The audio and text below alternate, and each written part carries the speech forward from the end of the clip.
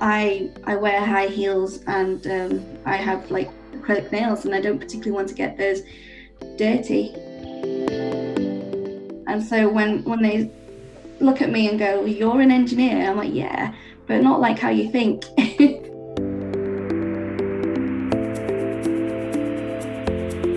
The face of engineering is changing and evolving, but who are the faces behind it, and more specifically, the women?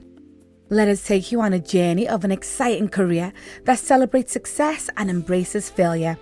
I'm your host, Ngunan Adamu, and together with the Common Room, we bring you the face of engineering.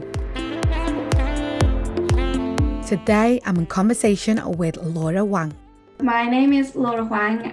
I am an Aerospace Design Engineer at BAE Systems, and I currently work in program integration. So what is an Aerospace Design Engineer? So aerospace is basically all things to do with putting things in the air. Part of my job is looking at military jets and designing the systems in military jets. Oh my God, that's amazing. And how on earth did you get, into that? It's a funny story because I've never really, until I worked in the industry, I never really liked planes. I didn't really know anything about military jets. I thought, well, I wanted to be an engineer when I was in sixth form, and I wanted to try it out. I actually started in civil engineering before I went into aerospace, and then at university, BAE Systems, the company, were advertising their internships, and I thought, well, I'll give it a go, but I don't really know that much about jets or planes in general, and I ended up just learning about it on the job more than I knew anything from my own experience. That is amazing. So what or who would you say inspired you to get into engineering? It was actually my teachers. So my physics teachers and my maths teachers were the ones who suggested it. I didn't really know what I wanted to do when I was younger. I thought maybe pharmacy. My mum wanted me to be a pharmacist. So it was science. I love science, and pharmacy was a STEM subject. So I thought that's what I was going to do. And it wasn't until my physics teacher said, well, there's an engineering education scheme which is run by the Engineering Development Trust. And he wanted to get a group of students involved. And so I thought, oh, okay, well, I'll give that a go. That sounds interesting. My maths teachers and my physics teachers both thought that because I enjoyed the logical aspects of the science and the maths, that maybe engineering would be a good route for me. But it wasn't like they pushed me to it. It was just a suggestion. But it was a scheme where for 6 months we worked with a real engineering company on a real life project. So that extracurricular activity. So we used to meet after school, and some real life engineers came into the school, gave us some tasks, an activity to look at, and it was an ongoing 6-month project to look at. For us, it was how to detect plastic gas pipes. So the engineers were actually from National Grid. That's not something that we learn at school, like how to apply the stuff that we learn in our physics and our maths, like A levels and GCSEs. So going onto these projects and sort of seeing the science and maths in action was really quite cool, and that's what I started to really enjoy about engineering. It's like the problem solving aspect of it, using the science that the principles of science and maths. I remember when I was younger, when I was in senior school, and I hated maths, absolutely hated maths, but I loved sciences. And I remember my maths teacher, was able then to show me why maths matters in human everyday life. And that's when I started connecting more with maths. Would you say engineering was the same for you?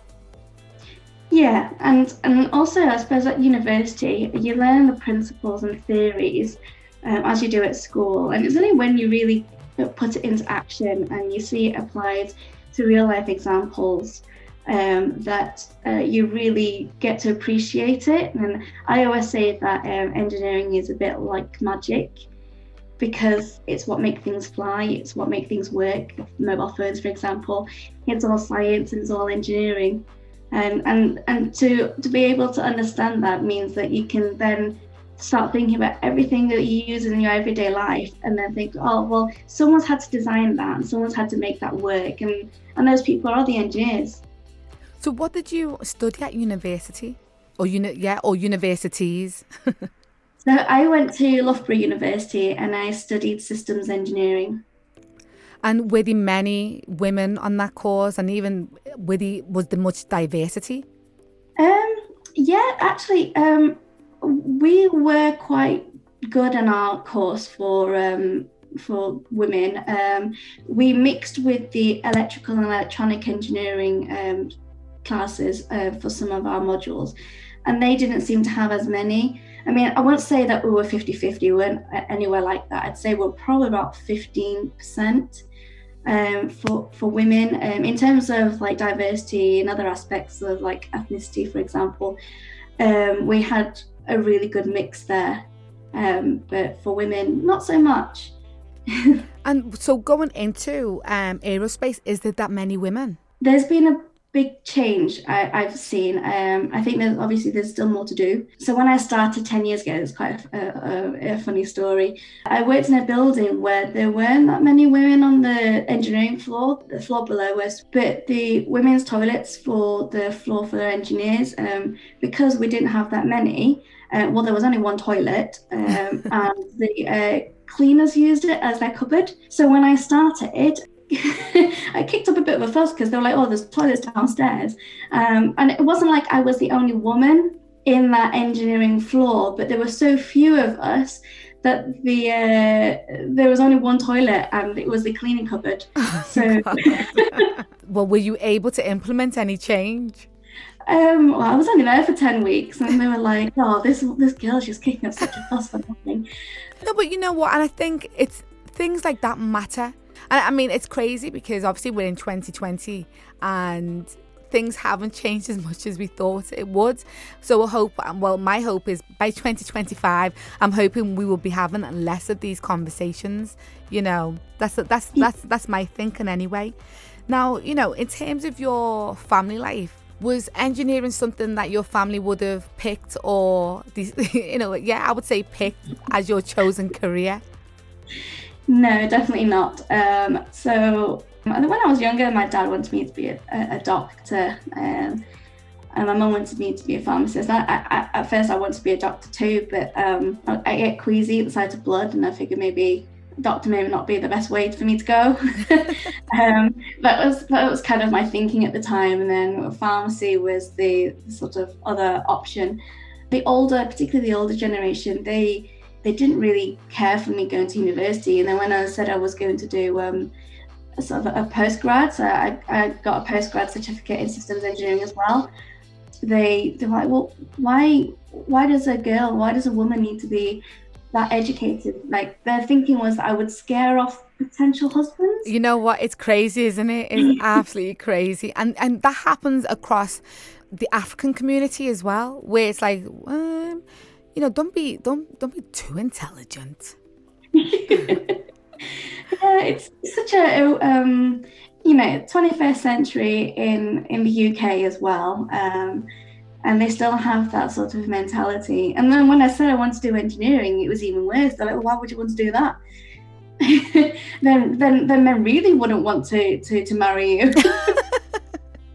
Okay, fine. If they don't want to marry me, then they don't want to marry me. It's simple. I still want to be an engineer. But I bet now they are so proud of all the achievements that you've had. Yeah, they've come around, particularly my dad. Last year, I won an award with the Royal Aeronautical Society. It was the Herbert Lesser Award, which was for my contribution to the aerospace and aviation industry. Amazing. And he actually came along to the ceremony, and I was like tearing up because like I've never seen him like be that supportive and proud as well, because he was there. He was literally going around going, "Yep, yeah, that's my daughter. That's my daughter." And it was I love so that. Nice. That is so sweet. Now, in terms of your work, I want you to tell us, the type of planes and jets you've worked on. I've worked on a whole variety. Well, been with BAE Systems for 10 years as an intern and until now. And I worked on Hawk, which is the smaller aircraft which we use to train our fast jet pilots in the RAF and in other countries. I've worked on the Typhoon, wow. The Eurofighter Typhoon, which is pretty cool. But my favourite is the F-35 Lightning II, which is the American aircraft, but the UK have bought quite a few of them. And they work with the new aircraft carriers that the UK have. And that was a really exciting project. Not merely because the F-35 is a good looking aircraft, but it can do something pretty cool too. And that is that it can take off and land vertically. Crazy.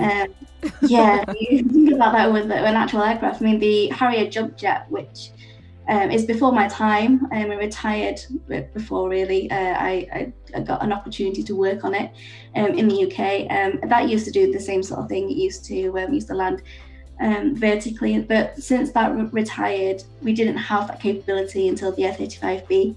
I love that jet so much. I'm an actual plane nerd when it comes to the F-35. You know what? It's so fascinating hearing you talk about these planes. What's the reaction that people get when you actually say, I'm an engineer? Sometimes they don't believe me. Sometimes they go, oh, cool. What does that mean?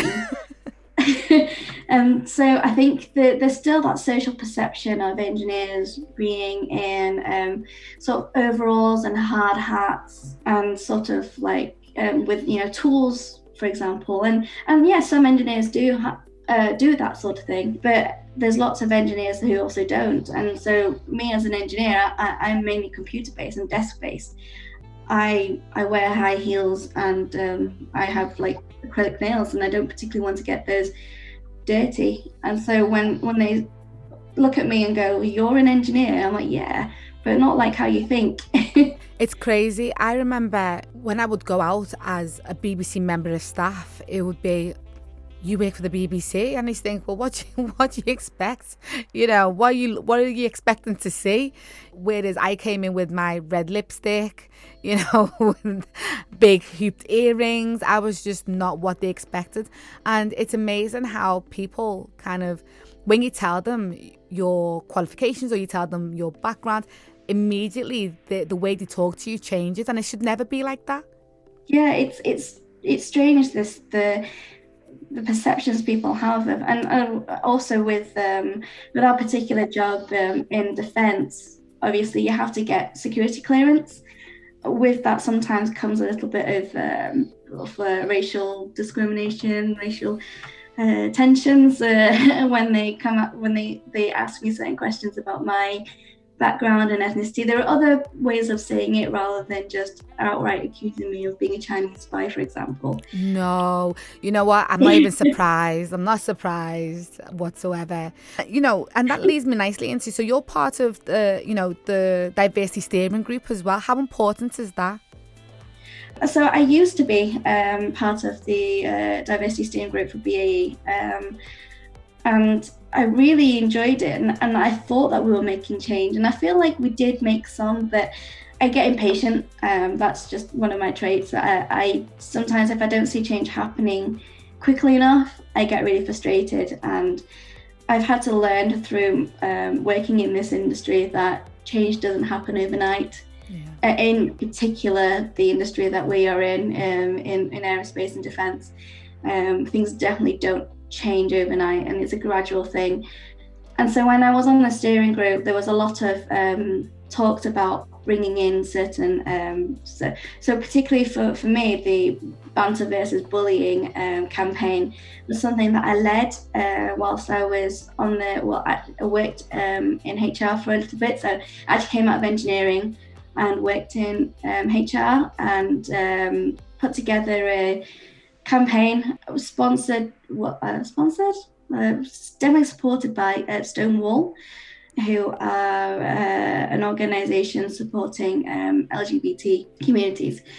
We put together this campaign. We took it to all the business units, and I was really scared that there'd be a lot of backlash and negative feedback from it. But what was really nice as a surprise, that they really took to it, and people actually started thinking about their actions. And then there was no it wasn't mandatory for them to then come out with a pledge to actually speak out if they hear it, but many of them did. They actually signed the pledge and very proudly displayed that on we had like a pledge wall, and even if they didn't do it as proactively as maybe I would have liked, it just getting them thinking about it and having those frank conversations as well. What would you say would be your dream role as an engineer? Oh, that's a really tough question. I don't know if I have a dream role, such. I mean, because my career has been a bit of a dream so far, and that sounds really cliche, but I totally get it. I loved everything that I've done. So with my roles, the fact that I get to like meet different people, collaboration for me is a big deal. I always think that you can learn so much from speaking to others and working with others, and the fact that I get to do that, I get to travel and actually work on exciting programs as well. Well, you get to work on planes. That's like that's crazy. Do you actually get to sit in them? They especially like using me as a test subject. It sounds really strange, but part of human factors engineering is looking at what we call like the anthropometrics, so like the sizes of people. And for me, because I'm female and I'm only 4'10", I don't look like your normal pilot, if that makes sense. I am a lot shorter and also female. There's not a lot of female pilots, fast jet pilots. There are more and more now, but things like cockpits have always really been designed around the average height man. Okay. And a slim build man as well. And so for me, I'm 4'10". I'm not slim build and I'm female. So they dress me up in sort of military pilot gear, and then they stick me in the cockpits and they just ask me, can I reach this? Can I see this? Exactly. So one of the things that I'm always interested in, especially is, with engineers and scientists, you go into this career wanting to, to make the world in a sense a better place. But also as engineers and scientists, they can use that power for bad as well. But my question to you really is, what would the ideal world look like? One of my pet peeves is with technology as it is now, it's getting a lot easier to access information, but it also is easier to access the wrong information and false information. And it's a lot easier to spread messages of hate, for example. Yeah. And so my sort of like dream world is a world where technology isn't used for that. It's not used to spread hate. And we can all live a nice, peaceful world where everyone's treated as a human being and they have all of their rights, and they're not differentiated because of one thing or, whether the color of their skin, their gender, their sexual orientation. They're not. We can all live together and not hate. Is ultimately what I think a dream world would be. Yeah. So I want to finish off with your hobbies. Roller derby. Yes. That is, you know what, that scares me, but it's something that I think I would enjoy. How did you get into that? Oh, it's such a fun sport. So I'm not very good. I'm still working up my what we used to call minimum skills. So we've taken that away now, but I'm sort of working my way up to play in the teams at like leagues, and I'm fortunate enough to be with a league called Manchester Roller Derby, who are fantastic and really supportive, very inclusive. And for me, who's not particularly sporty, I like to try different things. So I've done all sorts, like play like a canoe polo and stuff like that. So I like to try out different sports, but I'm not a sporty person. Definitely not athletic. And so there are certain aspects of like skating or roller derby which I struggle with. But with the league being so supportive, they take the time to like coach me through, and whenever I have an injury, it doesn't like bother them that I'm taking time out and coming back and starting afresh. But well, you know what? You're making me feel like I need to have a hobby right now. I was thinking about this. I was like, I need a hobby, and roller derby just seems like, I don't even know if we've got one in Liverpool, but I might have to check it out and see if we do. Oh, do we? Yeah. So, Laura, what are you most proud of? I think that's a really difficult question, but I think when looking most recently, I've become a chartered engineer, and for me that was a big achievement, because I tell lots of people to go out and get professionally registered. I'm very involved with the Royal Aeronautical Society, who are a professional engineering institute, so I'm chair of the membership services board. I'm a council member, and I sit on the young persons committee and the continuing professional development committee. And with all of those activities, I'm always advocating for people to go out and get professionally registered. You need to get the chartership. And then I'm saying, yes, go out and do this, but I don't have it myself. And so I felt like a real hypocrite. And I mean, the application has been there for so long on my desk, my desktop. And I finally decided, you know what, I think I'll do it. But one of the hardest things about it is trying to big yourself up in a way. Oh, okay. Like trying to write about yourself in a good light. And I find that really difficult, because I don't think what I do is special. I think my job is cool, but I don't think I'm special. So trying to put that on paper to apply to get professionally registered was such a big deal. Like I found it really hard to put that into words, and luckily I had some really good supportive colleagues and friends who helped me look through my application, and they were like, well, you're not saying enough about how good you are here. You're just stating that that's what you did. I mean, why is that good? And I really struggled with that. So I guess, yeah, chartership, being able to go get through that hurdle of being able to write something about myself in that way has been a big achievement for me personally. That was Laura, the British engineer who's confounding expectations across the board to keep progressing in a field that she loves. She's definitely the new face of the right stuff. In our next episode, I talk to chemical and nuclear engineer Gina Baker on the face of engineering.